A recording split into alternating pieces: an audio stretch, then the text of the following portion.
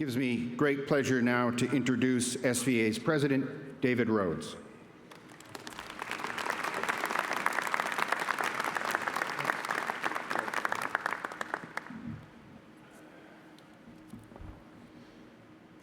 Members of the board, honored guests, faculty, administration, parents, families, and soon-to-be graduates.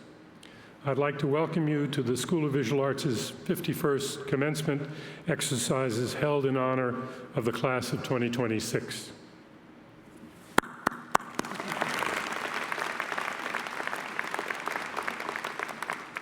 You came to SVA from 33 states and 39 countries. You leave today united by your SVA education. During the last few weeks at SVA, there have been open studios, end-of-year shows, film screenings, and thesis presentations of the class of 2026. By all accounts, the work looks wonderful, and those examining the work agree. You have acquitted yourselves with distinction. It would appear that your future as artists, teachers, and writers is assured. We trust your course of study has prepared you for your working life. As you navigate your professions, we hope that you will begin to think about how to make your working life more meaningful as you contribute to the larger society. Part of SVA's mission is the education of engaged global citizens. Being an engaged global citizen entails active participation in civic life. Such participation takes many forms, but in the United States, one of those forms is voting in national and local elections.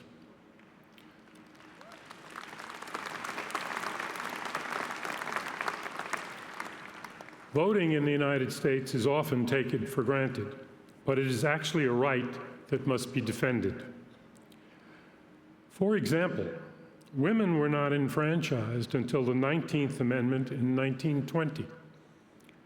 Despite the promise of the 15th Amendment of 1870 that, quote, "the right of citizens of the United States to vote shall not be denied or abridged on account of race, color, or previous condition of servitude," African Americans were not enfranchised nationally until the Voting Rights Act of 1965.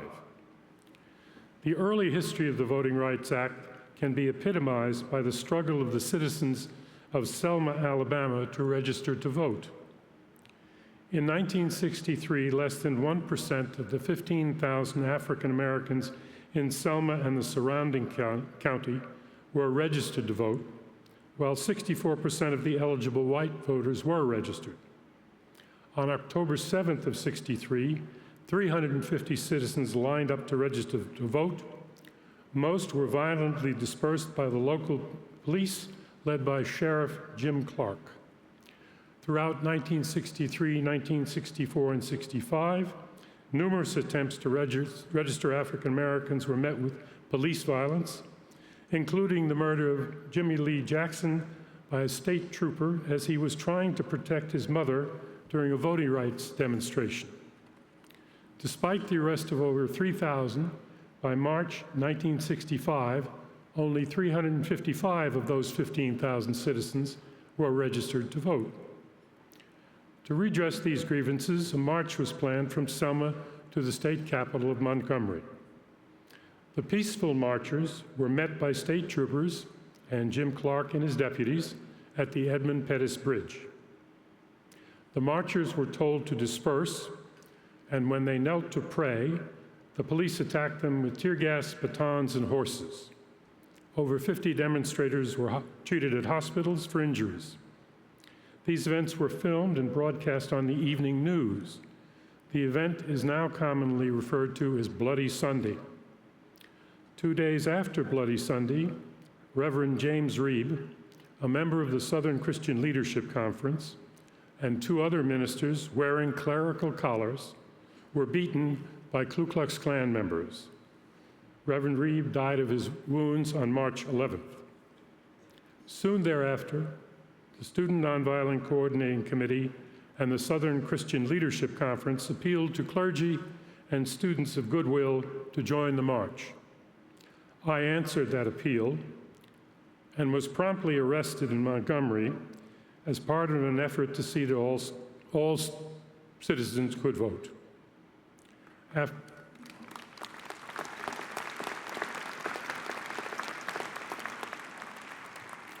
After a federal judge approved, the march to Montgomery began.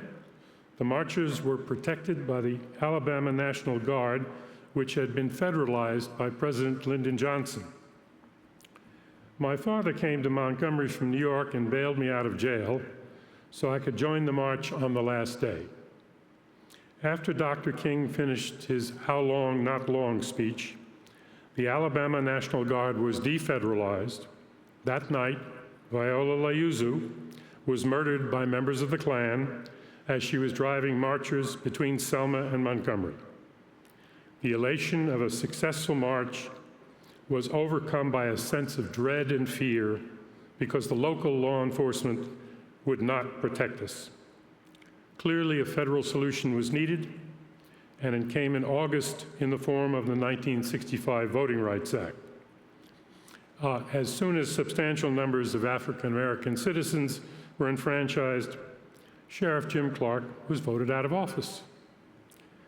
The VRA has been reauthorized by Congress with substantial amendments in 1970, 1975, 1982, 1992, and most recently in 2006. In some instances, Congress reauthorized the act to overturn Supreme Court decisions. This pattern held until 2013, when Congress was unable to overturn Shelby County v. Holder.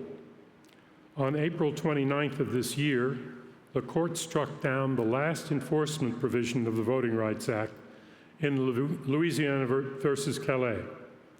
Together, these decisions effectively repealed the Voting Rights Act.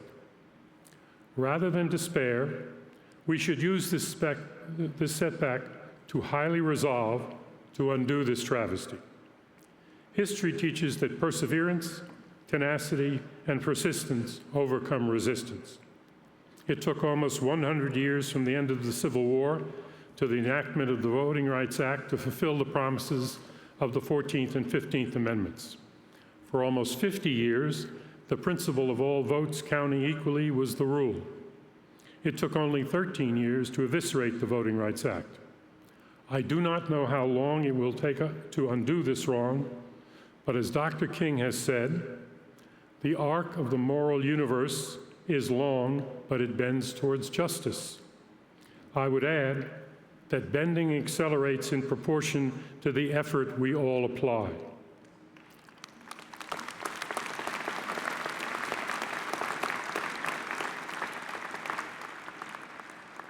As a start, be sure to register and vote this November. Thank you.